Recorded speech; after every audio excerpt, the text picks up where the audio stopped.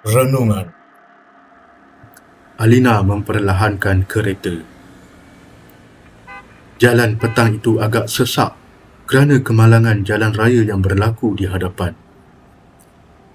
Dengan badan yang penat, dia bersandar ke kerusinya. Entah bila jalan akan kembali lapang semula. Sementara itu, dia merehatkan tubuhnya buat beberapa minit. Semasa dia merehatkan diri, kain putih yang menutupi mayat kemalangan di hadapan terselak ditiup angin. Kebetulan pula Alina sedang memandang ke arah mayat tersebut. Kain terselak sehingga menampakkan sebahagian wajah mayat yang pucat dan dipenuhi darah.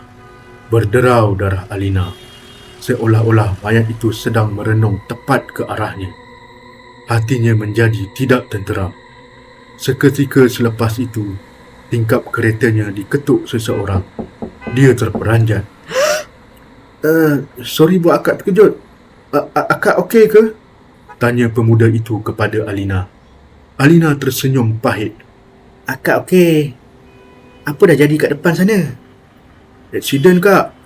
Budak tu kena langgar dengan lori. Mati on the spot. Oh, ya ke? Innalillah. Adik kenal ke arwah tu? Pemuda itu mengangguk. Kenal. Baru sahaja Alina mahu bertanya dengan lebih lanjut, dia disapa oleh seorang polis trafik. Lelaki itu menyuruhnya memandu kerana jalan sudah lapang kembali. Tetapi di mana pemuda tadi? Tiba-tiba sudah hilang. Pedal minyak ditekan. Alina mahu lekas-lekas pulang ke rumah.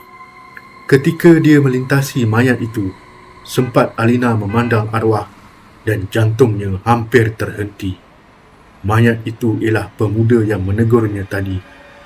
Azan maghrib berkumandang dan pada masa yang sama, matanya bertaut dengan mata arwah yang kini sudah berdiri di sisi mayatnya di tepi jalan. Wajahnya pucat dan matanya semerah biji saga.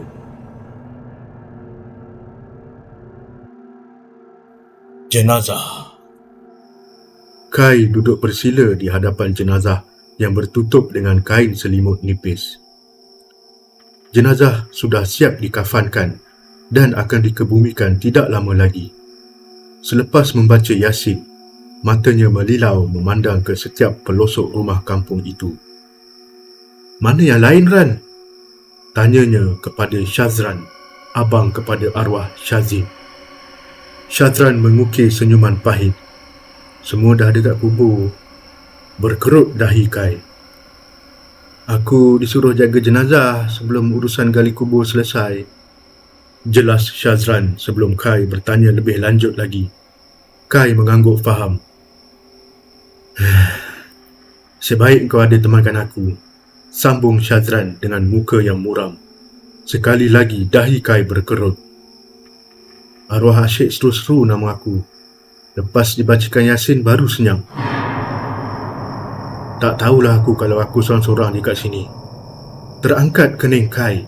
Kemudian dia merenung jenazah di hadapannya. Dia menelan liur. Bulu roma segera merinding. Sejuk sahaja dirasakan malam itu. Lewat petang tadi, dia menerima berita Syazim meninggal kerana lemas. Syazran cuba menyelamatkan adiknya, tetapi gagal. Jenazah yang tiba-tiba bangun dari perbaringan memeranjatkan Kai. Cepat-cepat dia membaca Yasin kerana kakinya terasa tidak berdaya untuk bangun dan cabut lari. Jenazah kembali terbaring dan kaku. Kai berbalas pandangan dengan Syazran.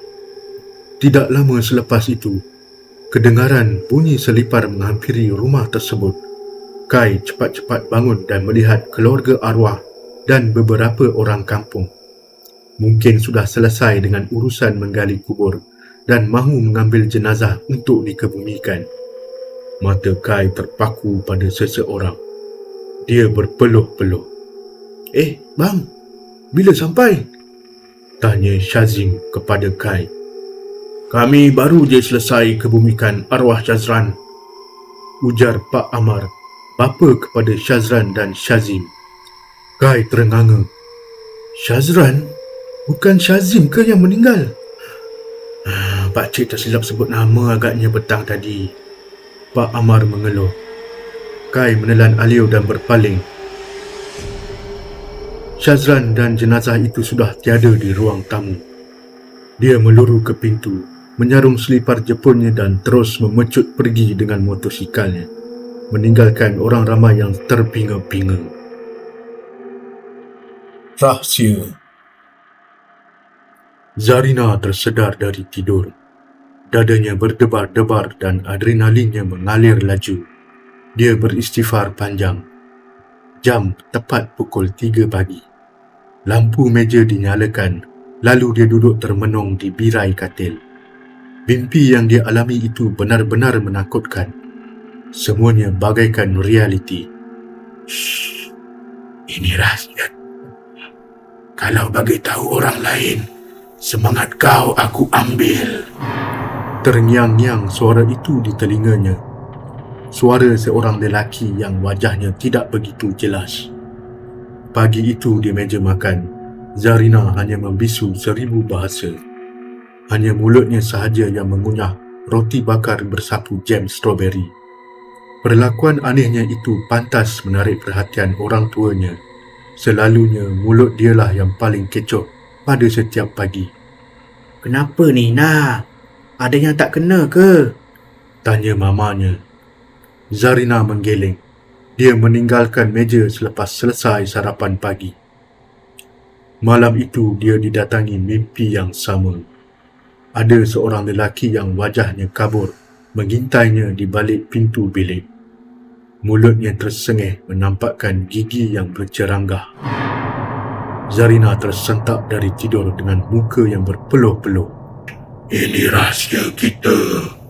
Kalau bagi tahu orang lain, semangat kau aku ambil. Suara itu akan berbisik ke telinga sebelum Zarina tersedar dari lena. Dia benar-benar bingung dan stres. Dia didatangi mimpi yang sama selama seminggu sehingga membuatkan dia takut untuk tidur. Dia kelihatan lemah dan moodnya tidak menentu. Ibunya memaksanya menceritakan apa yang berlaku, tetapi Zarina terlalu takut. Suara itu asyik mengulangi kata-kata yang sama. Mimpi buruk, Ma. Lah, mimpi pasal apa? Cuba cerita dekat Mama. Zarina mengetap bibir dan menggeleng. Kenapa Ina tak mau cerita kat Mama? Orang tu cakap akan ambil semangat Ina kalau Ina cerita kat siapa-siapa. Tu kan mainan tidur je. Dah, cerita kat Mama. Zarina mengesot mendekati mamanya. Akhirnya dia bersetuju dan menceritakan mimpi buruk yang menghantuinya selama ini. Dia suka renung Ina tengah tidur. Dia sembunyi kat balik pintu bilik. Ina tak nampak muka dia, tapi Ina tahu dia bukan manusia. Ina takutlah, Mama. Mamanya tersenyum. Tu mainan tidur je tu, Ina. Mari makan malam. Dia beredar ke tingkat bawah untuk menghidangkan makan malam. Setelah hampir 10 minit menunggu di meja makan, wanita tua itu naik ke atas semula untuk memanggil anaknya. Mungkin Zarina tertidur. Ketika pintu bilik dikuak, matanya terbeliak dan dia terduduk ke lantai. Mama Zarina meraung di depan bilik anaknya. Suaminya bergegas naik ke tingkat atas dengan perasaan cemas. Sampai sahaja di depan bilik Zarina, ayahnya terpaku melihat Zarina yang mengerekut di atas katil. Tubuhnya terlipat dua dan mulutnya ternganga luas. Matanya terbelalak dengan anak mata terjegil ke atas. Tanpa disedari, ada seorang lelaki dengan wajah kabur sedang berdiri di belakang pintu bilik, tersenyum dengan penuh kegembiraan.